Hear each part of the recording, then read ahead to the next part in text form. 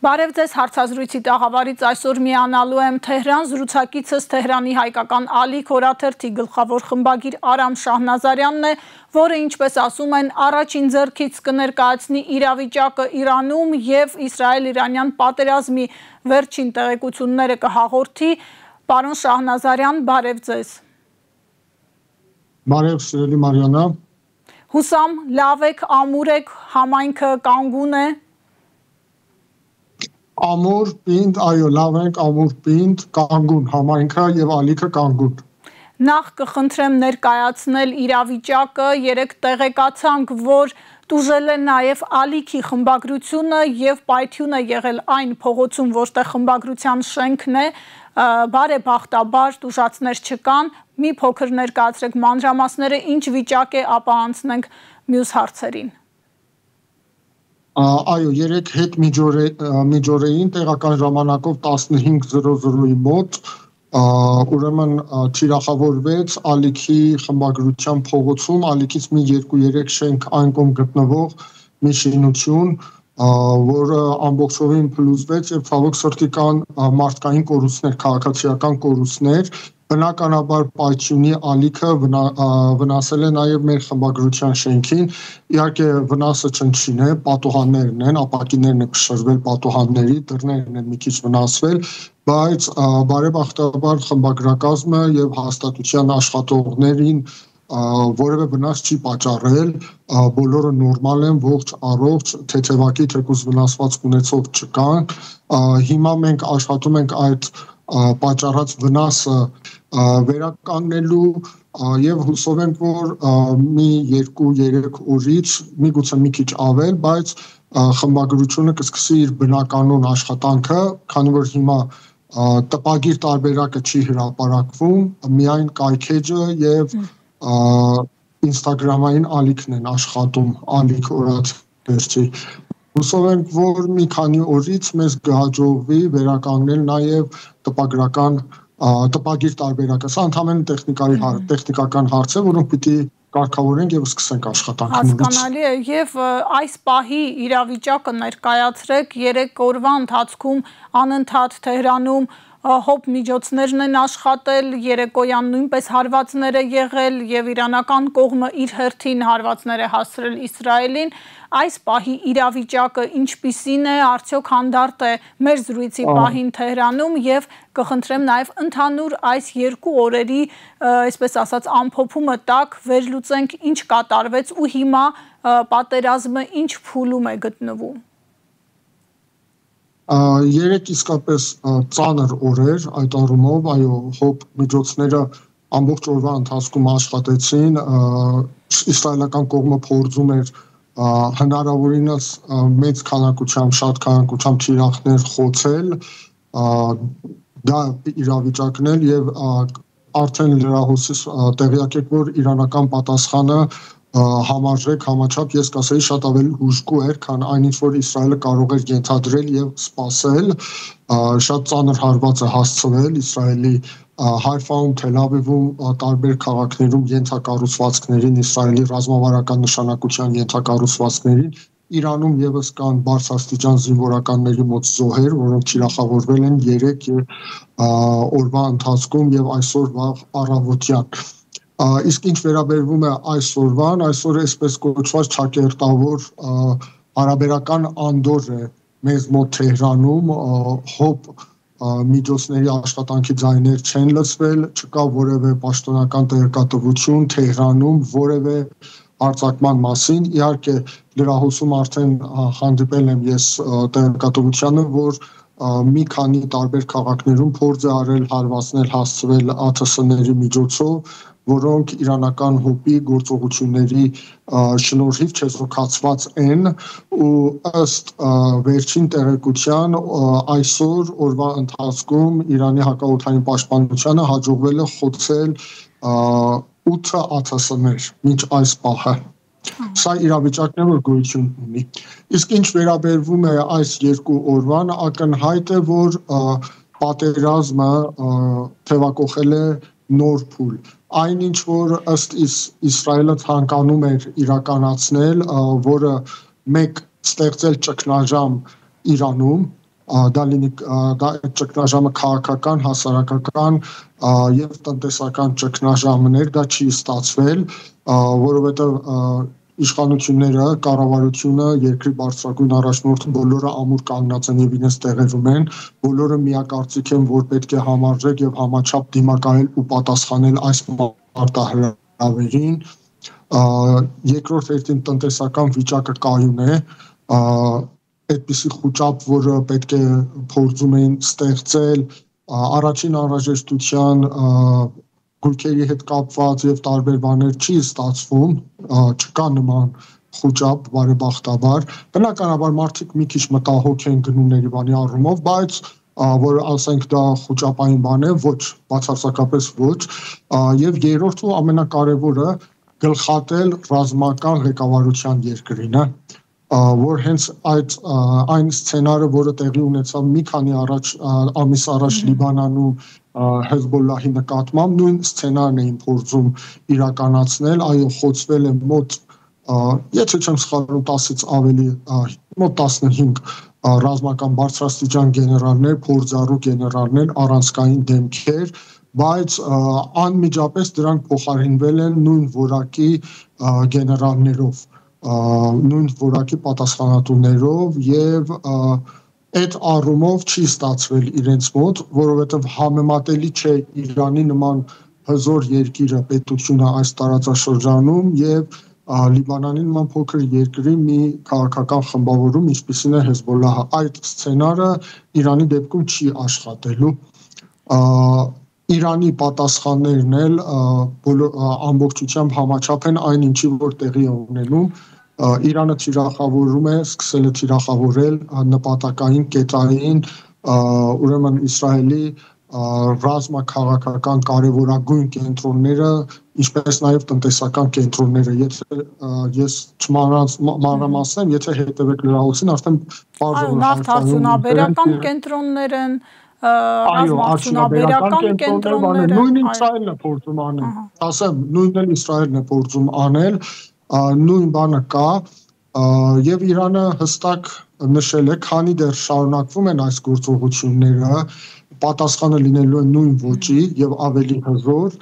ու խոսք գնալ այսպես կոչված պատերազմական գործողությունները դադարեցնելու մասին չի լինելու, քանի դեռ Իսրայելը իր այս քաղաքականությունը շարունակում է եւ փորձում է խոցել թե Իրանի ռազմաքաղաքական ղեկավարությանը, թե Իրանի ենթակառուցվածքներին։ Մի բան էլ ավելացնեմ ու այս հարցի պատասխանը ավարտեմ, երկարեց խոսքս, դա այն կարևոր հանգամանքն է, որ Իրանը դեռևս չի օգտագործել իր վերջին սերունդի հրթիռային եւ ԱԹՍ-ային, այսպես կոչված Արսենալում գոյություն ունեցող կարողությունները։ Սրանք դեռևս երրորդ սերունդին են, եթե Իրանը սկսի գործածել իր hypersonic հրթիռները, 5-րդ սերունդի հրթիռները եւ նոր ԱԹՍ-ները, դա բոլորովին այլ պատկեր կստացվի հարվածներից հետո, դեռևս չի անցել այդ արսենալի օգտագործմանը։ Պարոն Շահնազարյան, արդյոք կարող ենք ասել, որ իսրայելական հարձակման շոկից համակարգը կարողացել է դուրս գալ, որովհետև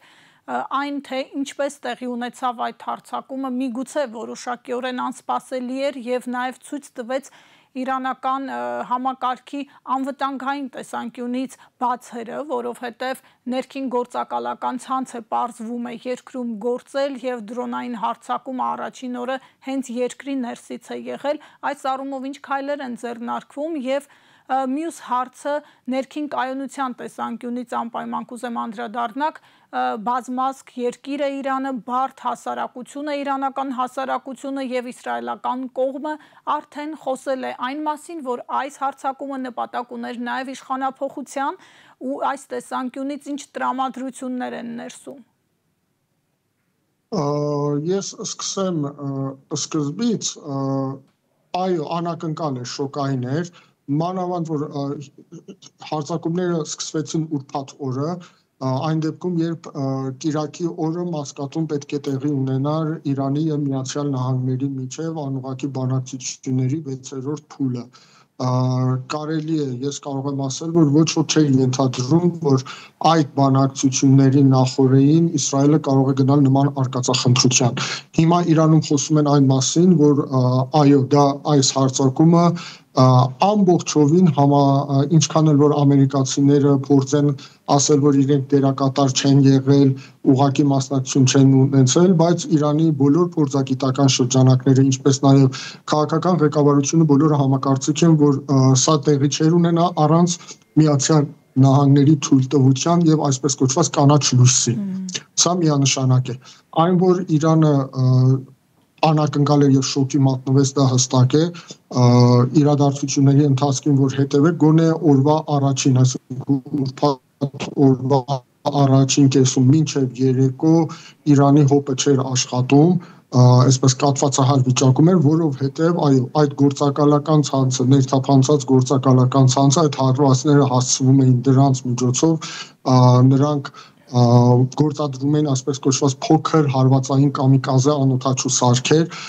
որոնք կարողացել էին որոշակիորեն շարքից հանել Իրանի հոբ պաշտպանության որոշակի հատվածը։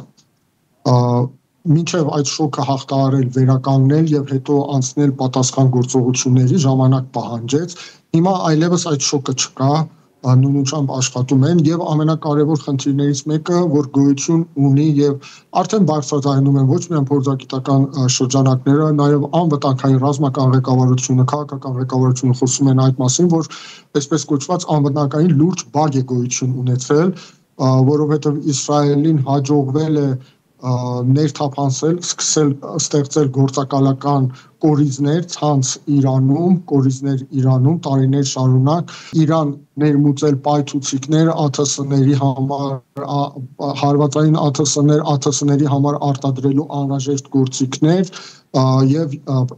անհրաժեշտ պահին դրանք օգտագործվել են։ Հիմա իշխանությունները ու անվտանգության մարմինները լուրջ քայլեր են ձեռնարկում դրանք չեզոքացնելու համար, օրվա այս 2-3 օրվա ընթացքում բազմաթիվ ձերբակալություններ են եղել այդ գործակալական ցանցի, բարեբախտաբար քաղաքացիները համագործակցում են անվտանգության ուժերի հետ սրանք բացահայտելու համար։ Ես կասեի ամենամեծ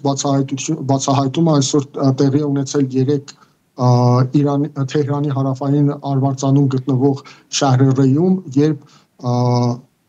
անվտանգության ուժերը եւ ոստիկանությունը հայտնաբերել է 3 հարկանի բնակելի շինություն, որը բարի ամենաբուն իմաստով վերածվել էր ԱԹՍ-ների արտադրամասի, այդտեղ մասերը հավաքում եւ ԱԹՍ-ներ էին արտադրում, հարվածային ԱԹՍ-ներ, դրանք բոլորը արդեն հայտնաբերվել, չեզոքացվել է։ Ինչ մնում է դրա արձագանքին, մի կարևոր հայտարարություն այսօր դատական ուժի ղեկավարը Հոջաթոլ Իսլամ Էժեին կատարեց, որ ձերբակալված անձինք դատվելու են պատերազմական, այսպես կոչված իրավիճակին համապատասխան պայմաններում, պատերազմական պայմանների համապատասխան, դա կարծում եմ արդեն նշանակում է, թե ինչ հետևանքներ կարող է ունենալ, ինչ է սպասվում, այսպես կոչված այդ անձանց։ Իսկ ինչ մնում է իշխանափոխության, այո, Իսրայելը ի սկզբանե նպատակ էր դրել դա իշխանափոխություն կատարել, ի սկզբանե նպատակը դա էր, որ քաղաքացիական, այսպես կոչված անհնազանդություն, քաղաքացիական բախումներ հրահրել Իրանում,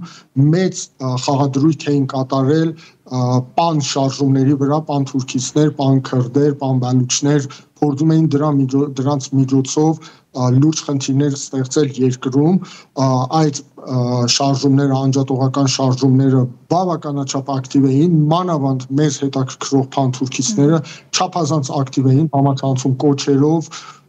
քաղաքացիներին ընդվզման կոչեր անելով, ինչու՞ չէ նաև այդ փանթուրքիցները չափա անցնելով զինված եւ անվտանգային ուժերում թուրքալեզու քաղաքացիներին Իրանի, որոնք ծառայում էին, դրանց կոչ անելով, որպեսզի միանան իրենց, բայց բարեբախտաբար դա չստացվեց։ Ժողովուրդը, հասարակությունը հենց թուրքալեզու նահանգներում, հենց քրդալեզու նահանգներում, բոլոր այդ բելուչների մոտ, քրդերի մոտ, մնացածի մոտ, ազերիների մոտ, նրանք բացարձակապես չեն արձագանքել դրան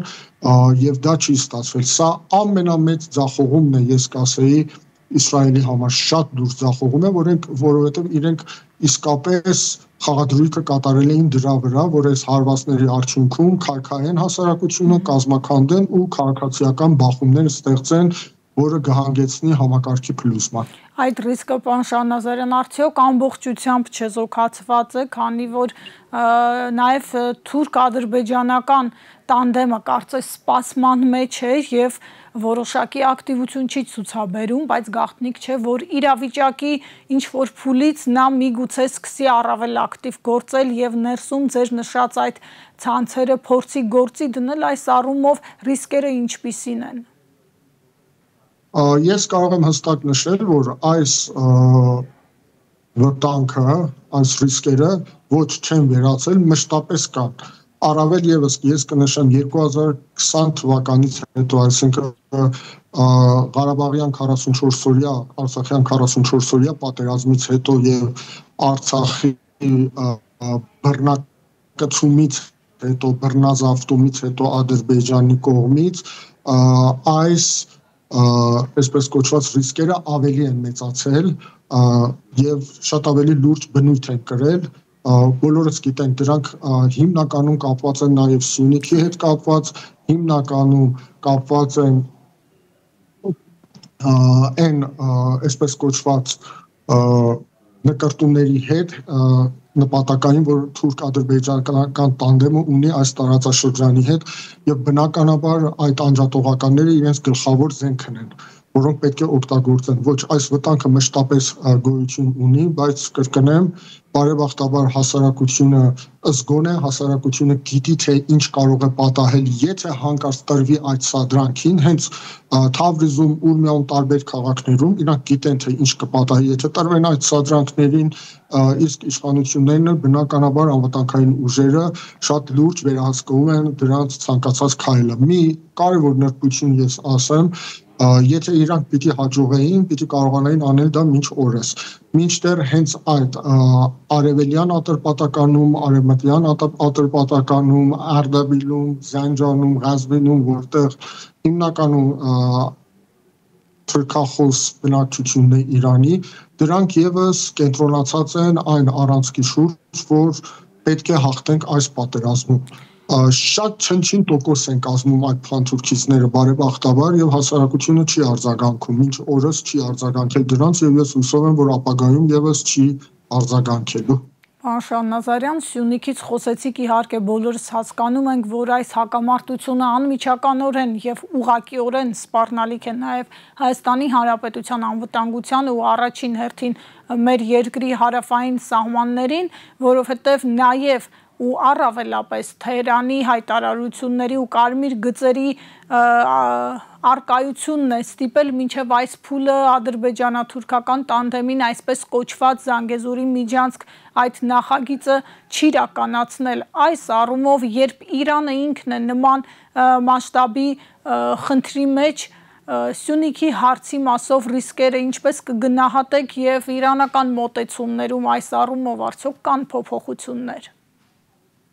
Ես անձամբ խիստ մտահոգված եմ Սյունիքի ճակատագրով, որովհետև այո, եթե այս պատերազմը ընդհանրացվի եւ եթե Իսրայելը, ինչու՞ չէ նաեւ Արևմուտքը եւ Միացյալ Նահանգները հատկապես փորձեն եւ որոշեն, որ երկրորդ ճակատը պետք է բացվի Իրանի դեմ, այդ ճակատը բնականաբար տրամաբանորեն լինելու է Ադրբեջանի տարածքից եւ Նախիջևանից շեշտեմ, ընդգծեմ հատկապես ցավոք սրտի բռնագրաված, բռնազավթված Արցախի տարածքից այս վտանգը միանշանակորեն գոյություն ունի։ Իսկ եթե նման գործողություններ ծավալեն, տեսականորեն մենք գիտենք ինչքան ռիսկը բարձր է, որ այս պատերազմի ֆոնին, պատերազմական գործողությունների ֆոնին թուրք-ադրբեջանական տանդեմը կիրականացնի այն ինչ որ ցանկանում էր, այսինքն Սյունիքի Հայաստանի Հանրապետության հարավային հատվածի ընդհանրապես բռնազավթումն ու բռնակցումը իր տարածքին ու այդ հարցը վերջնականապես լուծելու համար։ Այս վտանգը գոյություն ունի։ Իրանական նարատիվներում փոփոխություն կա այս մասում։ Իրանական նարատիվներում փորձագիտական շրջանակները անընդհատ ահազանգում են այս մասին, որ պետք է զգոն լինել, պետք է զգույշ լինել, անընդհատ խոսվում է այն մասին, որ Ադրբեջանը այս պահի դրությամբ այսպես կոչված Իսրայելի եւ Միացյալ Նահանգների թաքնված զենքն է Իրանի դեմ, որը ցանկացած պահի կարող է կրակել եւ մենք պետք է զգոն լինենք այդ առումով եւ իրանական կողմը եւս զգուշացնում է, որ սա կարող է հանգեցնել Սյունիքի բռնակցմամբ եւ բռնազավթմամբ, ինչը աղետալի հետևանքներ կարող է ունենալ նաեւ Իրանի Իսլամական Հանրապետության համար իր տարածքային ամբողջականության պահպանման, ինքնիշխանության պահպանման եւ ընդհանրապես անվտանգային մթնոլորտի պահպանման համար։ Այո, այս մտահոգությունը միանշանակ իրանական փորձագիտական շրջանակների մոտ եւս կա։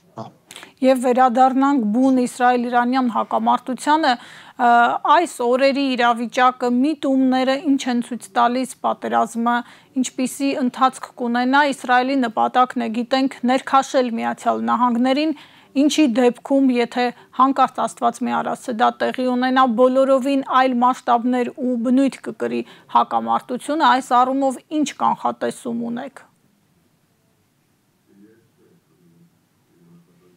Որ դեռևս գոնե մի քանի օր եւս այս հակամարտությունը շարունակվելու է։ Ես չեմ տեսնում, որ այն կարող է այսօր վաղը ավարտվել։ Դա իմ անձնական տեսակետն է եւ կարծում եմ, որ իրադարձությունների ընթացքը ցույց է տալիս, որ շարունակվելու է այսպես կոչված այս գործողությունները։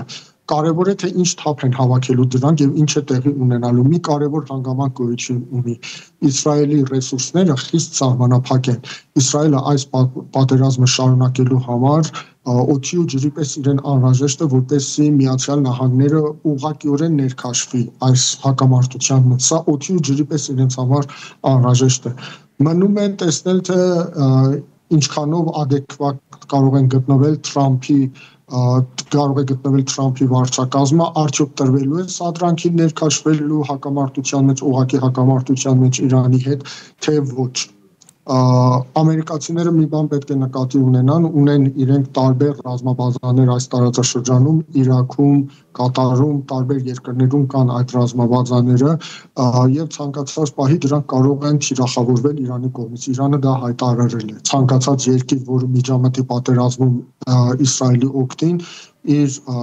ուրեմն ամբողջ այսպես կոչված կենտրոնները այս տարածաշրջանում թիրախավորվելու են։ Այդ դեպքում տարածաշրջանը ներքաշվելու է քաոսի մեջ, անկառավարելի պատերազմի մեջ, որը չի բխում ոչ ոքի շահերից, առաջին հերթին Միացյալ Նահանգների շահերից, ինչպես նաև ընդգծեմ տարածաշրջանի երկրների շահերից։ Այդ իսկ պատճառով էլ տարածաշրջանի երկրներ բոլորը դատապարտել են այս գործողությունները Իրանի դեմ, Իսրայելի հարձակումները ագրեսիան եւ փորձում են օր առաջ վերջ տալ այս այսպես կոչված պատերազմին։ Սա բխում է բոլորի շահերից, որովհետև իսկապես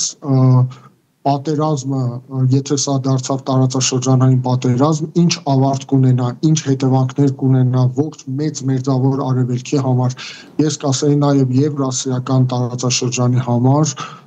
անկանխատեսելի են։ Պետք է հույսը դնել Միացյալ Նահանգների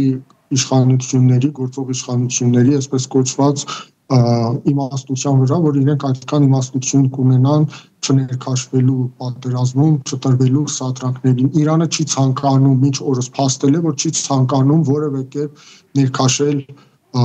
ներքաշվել նման սադրանքի մեջ, այսինքն հարվածել ամերիկյան օբյեկտներին այս տարածաշրջանում։ Բայց չի բացառում այդ հնարավորությունը փաստացի, եթե տեղի ունենա ներգրավվածություն։ Ուղղակիորեն ներքաշվի պատերազմի մեջ իրենք ասել են չենք բացառելու, դա տեղի է ունենալու, բնական է։ Քո դեմ պատերազմ են հայտարարում, ներքաշվելու են պատերազմի մեջ, ուրեմն դա քո իրավունքն է պաշտպանվելու, իրավունքն է հարվածելու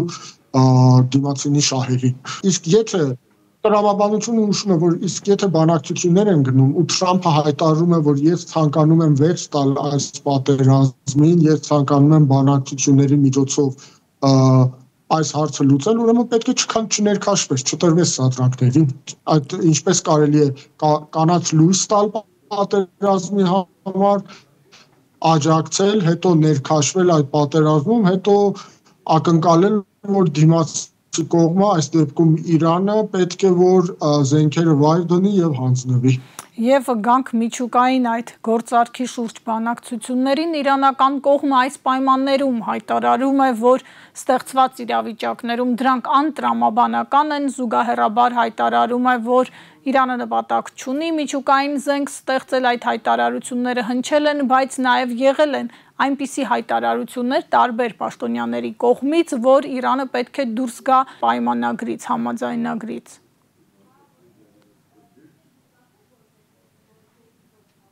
Փորձում է դիվանագիտության պատուհանը բաց պահել, բայց այդ դիվանագիտության պատուհանը պատերազմի պայմաններում բաց պահելն անիմաստ է։ Տեսեք, կան նորմեր, կան կարմիր գծեր, որոնք Իսրայելը այս պատերազմի ընթացքում հատել է։ Կոնկրետ այն հարցի հետ, որ մենք հիմա քննարկում ենք որոշակիորեն, մի կարևոր կարմիր գիծ կա պատերազմական պայմաններում չհարվածել միջուկային օբյեկտներին, բայց Իսրայելի գլխավոր թիրախները, որոնք փորձում են վերացնել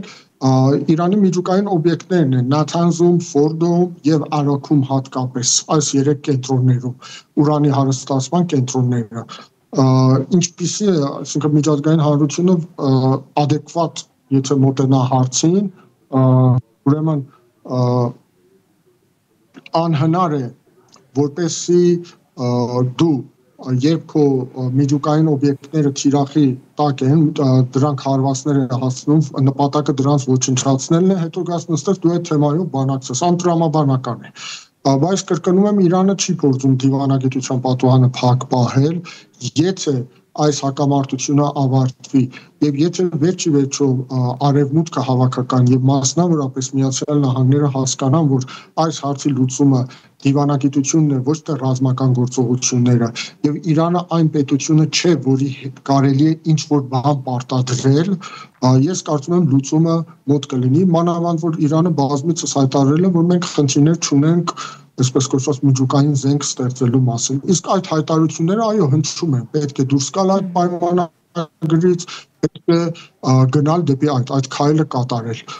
Բայց կարևոր մի հանգամանք ունի, նման գլոբալ, նման ռազմավարական շատ կարևոր թեմայի հետ կապված կարմիր գծերը ճշտում է երկրի գերագույն հոգևոր առաջնորդը Այաթոլլահ Խամենեին եւ Այաթոլլահ Խամենեին այս օրերի ընթացքում թեկուզ երբեք որևէ խոսք այդ կարմիր գծերը հատելու մասին չի ասել։ Դա մնում է Իրանի Իսլամական Հանրապետության պաշտոնական քաղաքականություն եւ այդ կարմիր գիծը դեռևս չեն պատրաստի հատել, քանի դեռ սահմանները սրանից ավել չեն անցել, մյուս կողմը չի անցել։ Մի բան էլ ես ավելացնեմ այս թեմայով, մի շատ կարևոր նրբություն գոյություն ունի։ Իրանի միջուկային, այսպես կոչված ծրագիրը եւ այդ միջուկային գիտությունը տեղայնացված է, ներմուծված չէ։ Դա այդ բոլոր գիտնականները դաստիարակվում են Իրանում, սովորում են Իրանում, այդ համապատասխան գիտելիքը փորձը ձեռք են բերում Իրանում։ Արևմուտքը պետք է հիշի ընթացքը։ Սրանից ընդամենը 10-13-4 տարի առաջվանից սկսած Իսրայելը հստակ նպատակային ոչնչացնում էր Իրանի միջուկային գիտնականներին, նպատակ ունենալով կասեցնել այդ գործընթացը։ Տեղի ունեցավ դա ոչ, Իրանը շարունակեց, զարգացրեց իր բանը, միգուցե ընդհատումներ եղան, բայց շարունակեց զարգացնել, որովհետև տեղայնացված է այդ գիտելիքը։ Իսկ եթե ունեմ այդ տեղայնացված գիտելիքը, հարց է առաջանում, իսկ ինչու պետք է հրաժարվեմ դրանից ինչ որ քմահաճույքների պատճառով։ Դուք գուցե մասամբ իմ հարցին պատասխանեցիք, բայց 14 միջուկային գիտնական է սպանվել այս հարձակման ընթացքում, եթե չեմ սխալվում, եւ նաեւ թիրախավորվել են միջուկային կարևոր օբյեկտները, որքան են դրանք տուժել, ինչ խնդիրներ կարող են առաջանալ պայմանավորված հնարավոր անցանկալի հետևանքների հետ, այդ մասով ինչ են խոսում երկրում եւ այս միջուկային գիտնականների փաստացի ոչնչացումը ինչ հետևանքներ կարող է ունենալ։ Նախ միջուկային օբյեկտների հետ կապված փորձը ոչնչացնելու չի բան եղել, ստացվել, դրանք մասնակի վնասվել են, Նաթանզը հատկապես մասնակի վնասվել է, բայց այնպեսի չի, որ ճառագայթման արտահոս գոյություն ունենա եւ դադարեցված լինի գործողությունը, Ֆորդոն ավելի ապահով պայմաններում է, այս հարվածները միգուցե ժամանակավորապես կասեցնեն այդ կենտրոնների գործողությունը, բայց դրանք Իրանը բոլոր ներուժը ունի վերականգնելու, սա այդ օբյեկտների մասով։ Իսկ ինչ կապված է գիտնականների հետ, այո, փաստը մնում է փաստ, մոտ 14 գիտնական է վերացելու, դա շատ ծանր հարված է, ոչ ոք չի կարող ասել թեթև հարված է, բայց ես կրկնեմ նորից նախկին փորձը, նախկինում եւս շուտ 10, միգուցե ավելի գիտնականներ ոչնչացվեցին, գիտնականներ զոհ գնացին Իսրայելի նպատակային ահաբեկչական գործողություններին, շեշտեմ ահաբեկչական գործողություններին, դա պետական ահաբեկչություն է, դու այլ երկրի գիտնականներին դարձնես քո հարվածների թիրախ ու ոչնչացնես նրանց, նույնը տեղի է ունենում հիմա, այո, երբ այս ճգնաժամն էլ ավարտվի, այս բացը Իրանը պարտավոր է ինչ-որ կերպ լրացնել, միգուցե ինչ-որ դանդաղի Իրանի միջուկային ծրագիրը, բայց կրկնում եմ, դա տեղայնացված է եւ որոշակի ժամանակից հետո, տևական ժամանակից հետո այս գիտնականները փոխարինվելու են նոր սերնդի գիտնականներով, հիմա ինչ են ուզում անեն, դրանց էլ վերացնեն, շարունակեն վերացնել, հասկանալի է եւ գիտությունը տեղայնացված է եւ սերնդերուն փոխանցվելու է։ Եվ պարոն Շահնազարյան, այս օրերին շատ է խոսվում Իրանի մյուս խաղաքարտը օգտագործելու մասին, խոսքը Հորմուզի նեղուցը փակելու հնարավորության մասին է, իրանցի բարձրաստիճան գեներալներ խոսել այդ մասին, չբացառելով նաև այդ քայլի հնարավորությունը, ես կխնդրեմ անդրադառնաք դրան, արդյոք Իրանը կգնա նման ծայրահեղ քայլի եւ դա ինչ ստրատեգիական նշանակություն ունի ծոցի երկրների համար։ Ասեմ, ուրեմն Հորմուզ նեղուցի փակելը դա Իրանի պաշտպանական դոկտրինայի մի մասն է եղել, այսինքն այդ հարցը միշտ եղել է Իրանի պաշտպանական դոկտրինայում անհրաժեշտության դեպքում փակել Հորմուզի նեղուցը։ Հորմուզի նեղուցի ճիշտ մոտքի մոտ գտնվող իրանական 3 կղզիները՝ Բումուսան, Մեծ Թոնբը եւ Փոքր Թոնբը հնարավորություն են տալիս Իրանին ամբողջովին վերահսկելու նավարկության հոսքը այդ տարածքում անհրաժեշտության դեպքում փակելու։ Նաեւ մի կարևոր հանգամանք կա, Հորմուզի նեղուցում ջրի խորությունը շատ քիչ է, այսինքն դու եթե 3, 4, 5 նավ պայթեցնես այդտեղ, սովորական հնամաշ նավեր բեր խորտակիր այդ բանում, ինքնաբերաբար փակվելու է ընթացքը։ Դա գոյություն ունի։ Դա այն այսպես կոչված ծայրահեղ քայլն է, որը ծայրահեղ անհրաժեշտության դեպքում Իրանը կդիմի դրան։ Իրանում եւս գիտակցում են, որ դա ինչ հետևանքներ կարող է ունենալ առճակատման առումով Արևմուտքի, Միացյալ Նահանգների եւ այլ տերությունների հետ։ Շատ լուրջ խնդիրներ կարող է առաջացնել, այո, պատերազմ է, այսպես կոչված հոգեբանական պատերազմ էլ նաև գնում է, ընթանում է ռազմական գործողությունների կողքին եւ Իրանը դա դիտարկում է նաև այդ այսպես կոչված արտահայտվել այդ մասին, հիմնականում իմ կարծիքով այս պահին կրում է հոգեբանական բնույթ։ Այս պահին Իրանը չի գնա նման ծայրահեղ քայլի, դա այն վերջին խաղաքարտն է, որ դու պետք է օգտագործես ծայրահեղ անհրաժեշտության դեպքում։ Այս օրերին ես չեմ տեսնում, որ Իրանը կգնա նման քայլի, որը կարող է անմիջականորեն պատերազմում ներքաշել Արևմուտքին եւ մանավանդ Միացյալ Նահանգներին, այն ինչ որ Իսրայելը Նեթանյահուն երազում են դրա մասին։ Իսկ հետևանքները ընդհանրապես Պարսից ծոցի ավազանի երկրների տնտեսության, ինչու չէ նաեւ միջազգային տնտեսության համար ահավոր են լինելու։ Նավթի, հոսքի, եթե չեմ սխալվում, որտեղ տնտեսական բանից մի քիչ հեռու եմ այդ տվյալներից, եթե չեմ սխալվում, ավելի քան 60%-ը անցնում է մերձավոր արևելքի այդ այսպես կոչված Հորմուզի նեղուցով Պարսից ծոցից դեպի Օմանի ծոց հաստատ անցնում է։ Այո, 30%-ը, միգուցե ես սխալվում եմ։ Հիմա պատկերացրեք, թեկուզ հենց այդ նվազագույն 30%-ի հոսքը դադարի, ինչպիսի կատանումներ են տալու էներգակիրների գները միջազգային շուկայում եւ ինչ կարող է տեղի ունենալ այդ առումով վերջին օրերին ես մի ուսումնասիրություն ուսումնասիրեցի կարդացի ծանոթացա դրան, որ Իրաքի արտգործնախարարը հայտարարել, որ նման այսպես սցենարի դեպքում յուրաքանչյուր նավթի յուրաքանչյուր բարել կարող է հասնել $200-ից $300։ Պարսից ծոցի երկրների տնտեսությունը դեռևս մեծապես կախված է մանավանդ Սաուդյան Արաբիա, Քուվեյթ, Իրաք նավթի արտահանումից, ինչ էլ տեղի կունենա այդ երկրների տնտեսության հետ, եթե դա դադարեցվի։ այդ խոսքը գոնե ժամանակավորապես անգամ դադարեցվի։ Եվ կարճ կխնդրեմ անդրադառնալ նաև համայնքին, հայկական համայնքը այս պահին ինչ վիճակում է, ինչ տրամադրություններ են համայնքում եւ իհարկե հասկանում ենք իրանական հասարակության մի մասն է, ինչ կարող եք ասել այս առումով։ Նույն հոգսերով է ապրում համայնքը, ինչ իրանական մեծ հասարակությունը, ասացիք արդեն մի մասնիկն է, այս պատերազմական իրավիճակը նաև իր անմիջական ազդեցություն ունի իրանահայ համայնքի մեջ, բայց բարեբախտաբար իրանահայ համայնքի մոտ եւս խոճապ չի նկատվում։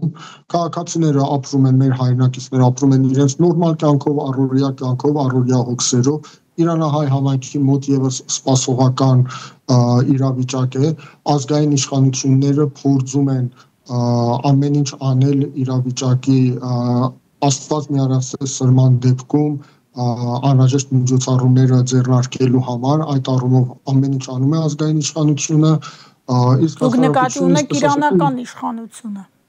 Ոչ, իրանահայ համայնքի ազգային Թեհրանի հայոց թեմի թեմական խորհուրդը, Սպահանի հայոց թեմի թեմական խորհուրդը, Ատրպատականի թեմի թեմական խորհուրդը, որովհետև կհասկացվեր, թե խոսքը Հայաստանի Հանրապետության իշխանության մասին է։ Ազգային իշխանությունները Իրանահայ համայնքի տեղական ազգային իշխանություններ, որոնք տնօրինում են ազգային կյանքը, հասարակական կյանքը մեր համայնքներն Իրանում։ Ամեն ինչ անում են, որպեսզի անդորրը պահպանվի, անհրաժեշտության դեպքում, եթե աստված միասին անհրաժեշտ լինի, համապատասխան քայլեր ձեռնարկել։ Այո, միջոցառումները, բաները անվտանգության, միջոցառումները հասարակական անվտանգության պայմաններից ելնելով դադարեցվել են ժամանակավորապես, հուսով ենք, որ դա կավարտվի եւ մենք նորից կվերադառնանք հենց այն սովորական նախապատերազմյան կյանքին, բայց խոճապ չկա իրանահայ Պարոն Շահնազարյան, եւ վերջին հարցս այս իշխանությունից ինչ որ ակնկալիք կա այս օրերի ընթացքում դեռ նույնիսկ Հայաստանում անվտանգության խորհրդի նիստ չի հրավիրվել, որպեսզի այս պայթյունավտանգ իրավիճակը պատկան մարմինները քննարկեն։ Ցավալի է, իսկապես ցավալի է, այսինքն այս իշխանությունների ուշադրության կենտրոնում պետք է լիներ անմիջապես այս իրադարձությունները, որ տեղի են ունենում Իրանում։